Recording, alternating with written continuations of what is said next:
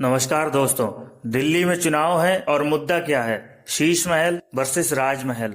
जिनको नहीं पता बता दूं, भारतीय जनता पार्टी अरविंद केजरीवाल के सरकार के द्वारा बनाए हुए सीएम आवास को शीश महल कह रही है और आम आदमी पार्टी पलटवार करते हुए प्रधानमंत्री नरेंद्र मोदी के लिए बने हुए आवास को राजमहल कह रही है। देश की राजधानी में चुनाव है और वो चुनाव शिक्षा, स्वास्थ्य, रोजगार, सड़क, पोल्यूशन, इन सब से हटकर इस बात पर लड़ा जा रहा है कि कौन ज्यादा महंगे घर में रह रहा है, कौन ज्यादा सुविधाएं इस्तेमाल कर रहा है, किसके घर में टीवी ज्यादा महंगा है, किसके घर में टॉयलेट ज्यादा महंगा है। अमूमन भारतीय जनता पार्टी जब किसी अन्य राज्य में चुनाव लड़ती है तो मुद्दा हिंदू मुस्लिम का ही होता है।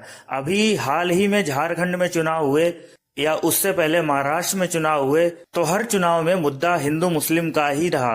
लेकिन जैसे ही आम आदमी पार्टी से भारतीय जनता पार्टी लड़ती है, उनके मुद्दे हिंदू मुस्लिम से हट करके कुछ अलग ही चले जाते हैं। अब दिल्ली का मुख्यमंत्री या देश का प्रधानमंत्री कौन ज्यादा महंगे घर में रह रहा है, इससे ज्यादा फर्क पड़ेगा या दिल्ली में कौन ज्यादा अच्छा विकास करेगा, इससे फर्क पड़ेगा। चुनाव का मुद्दा क्या होना चाहिए? क्या चुनाव सिर्फ इस मुद्दे पर लड़ा जाना चाहिए कि कौन ज्यादा महंगे घर में रह रहा है? लेकिन देश के नेता देश की जनता को इसी तरीके से बेवकूफ बनाते रहते हैं। पूरे देश की भी अगर बात करी जाए तो कोई भी एक नेता ऐसा नहीं है जो एक कमरे के या दो कमरे के घर में रह रहा हो। हर किसी ने अपने लिए गाड़ी, कोठी, बंगला बना रखा है। लेकिन दिल्ली विधानसभा चुनाव में शीश महल और राजमहल का मुद्दा बना करके जनता को बेवकूफ बनाया जा रहा है। भारतीय जनता पार्टी ने एक पोस्टर जारी किया जिसमें अरविंद केजरीवाल एक टॉयलेट सीट पर बैठे हैं और बीजेपी लिखती है कि अरविंद केजरीवाल के शीश महल में सोने का टॉयलेट है। तो यहाँ से एक पोस्टर बार भी शुरू हो गया। आम आदमी पार्टी ने भी प्रधानमंत्री नरेंद्र मोदी का एक पोस्टर जारी किया जिसमें उन्होंने लिखा कि 2700 करोड़ के घर में प्रधानमंत्री मोदी रहते हैं, 200 करोड़ का झूमर लगा है, 300 करोड़ की कालीन है, 6700 जोड़ी प्रधानमंत्री मोदी के पास कपड़े हैं और 5000 जोड़ी उनके पास जूते हैं। और इतना ही नहीं, आम आदमी पार्टी के दो लीडर संजय सिंह और सौरभ भारद्वाज मीडिया को लेकर के पहुंच गए और बोले कि कंपैरिजन ही करना है दोनों ही घरों का, तो दोनों ही घरों को मीडिया अंदर जाकर के जनता को दिखा देगी कि कौन सा घर ज्यादा महंगा है, कौन से घर में कितनी ज्यादा फैसिलिटीज हैं। जिसके बाद भारतीय जनता पार्टी ने उनको अंदर जाने नहीं दिया।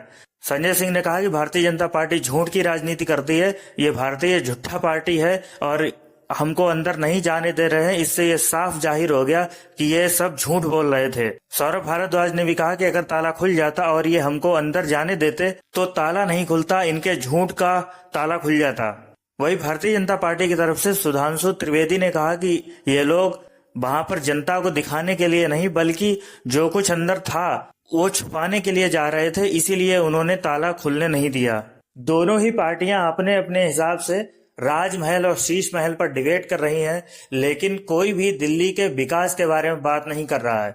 देश की राजधानी में चुनाव है, देश की राजधानी को और किस तरीके से बेहतर बनाया जाए इस पर बात होनी चाहिए थी, लेकिन बात किसी और मुद्दे पर ही हो रही है। देश की राजधानी दिल्ली में सबसे ज्यादा पॉल्यूशन होता है और पूरे 5 साल चुनाव आने तक इसी मुद्दे पर बात होती है कि देश की राजधानी से पोल्यूशन किस तरीके से कम किया जाए, यमुना को किस तरीके से साफ किया जाए, कूड़े के जो ढेर हैं उनको कैसे हटाया जाए, जो ऑक्सीजन लेवल है वो किस तरीके से बढ़ाया जाए, एयर को किस तरीके से साफ किया जाए, इन्हीं मुद्दों पर चर्चा होती है। लेकिन जब चुनाव आए हैं तो चुनाव में उन मुद्दों पर चर्चा ना हो करके ये मुद्दे पर चर्चा हो रही है कि कौन ज्यादा महंगे घर में रह रहा है। जनता को भी ये समझना होगा कि किस मुद्दे पर उन्हें वोट करना चाहिए और किस मुद्दे पर वोट नहीं करना चाहिए। और भारतीय जनता पार्टी की भी इस चाल को समझना चाहिए कि हर मुद्दे में वो हिंदू मुस्लिम करके जीत जाते हैं, लेकिन दिल्ली में वो हिंदू मुस्लिम के मुद्दे पे जीत नहीं पाएंगे क्योंकि अरविंद केजरीवाल ने शिक्षा, स्वास्थ्य, रोजगार पर काफी काम किया है। तो उन्होंने एक नया ही मुद्दा ला करके खड़ा कर दिया कि ये तो करोड़ों रुपए के शीश महल में रह रहे हैं। आज के लिए इतना ही। देखते रहिए हमारा चैनल गजेंद्र अनप्लग्ड।